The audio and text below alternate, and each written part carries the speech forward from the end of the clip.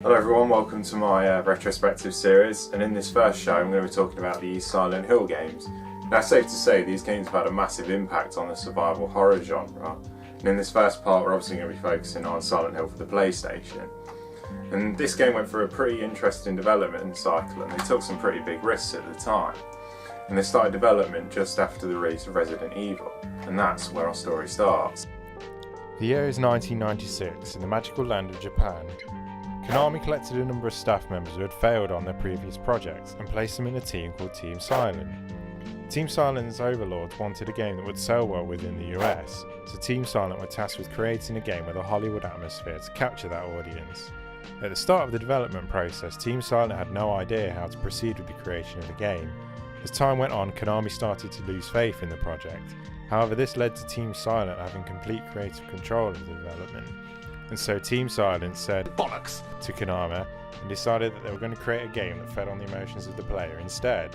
And so, in 1999, Silent Hill was released to the public.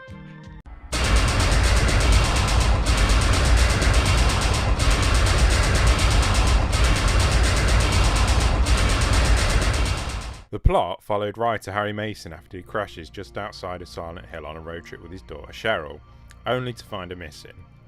And whilst that and the back of the box might make the story sound simple, it's anything but that. Harry obviously goes in search for her. From there, tits inevitably go up. Harry is tossed between two realities, making you question which one is actually real. Horrific monsters and cryptic messages, both for the white noise and written variety, along with evil cults getting involved. A lot goes on. But the story really played on the fear of the unknown, which made the story feel quite vague and left its true meaning up to your own interpretation, which made the game that much more scarier since your mind filled in the blanks and naturally thought of what was most scary to you. And this might sound like a pretentious approach, but it definitely suited the dirty, dark, mindfucky, yes that's a real word, type of environments.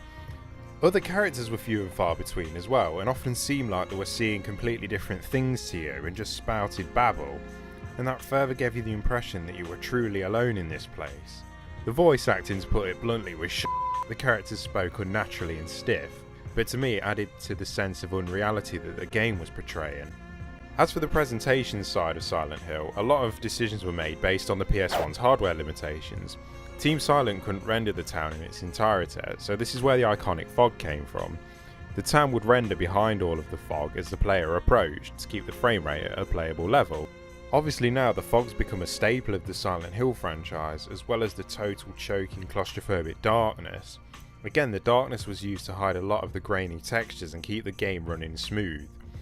But both of these elements worked in the game's favour. Even though the town is pretty damn big, I still felt like I was closed in a small space because of the ominous darkness and fog.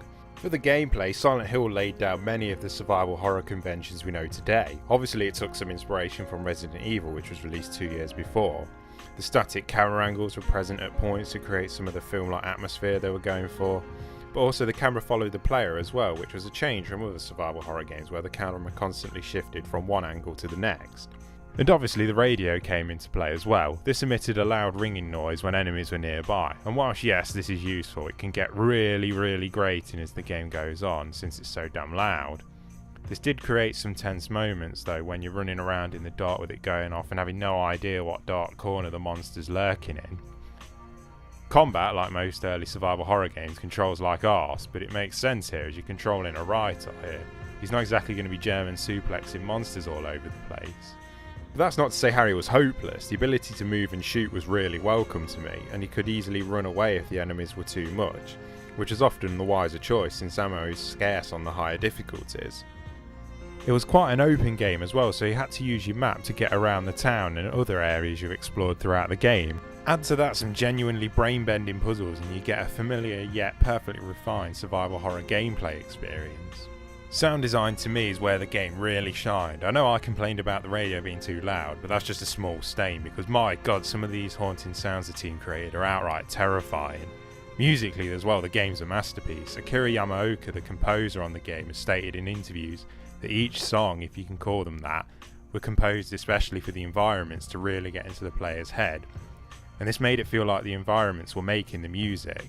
Now these tracks you probably wouldn't listen to on their own, but like Yamaoka said, when they're played in the environment they're intended for, they take on a whole new meaning. All these elements created an experience which was beloved by critics and gamers alike. The game thankfully sold well, and this new success caused Team Silent to start working on a sequel, but would it elevate the original and take the series to new heights?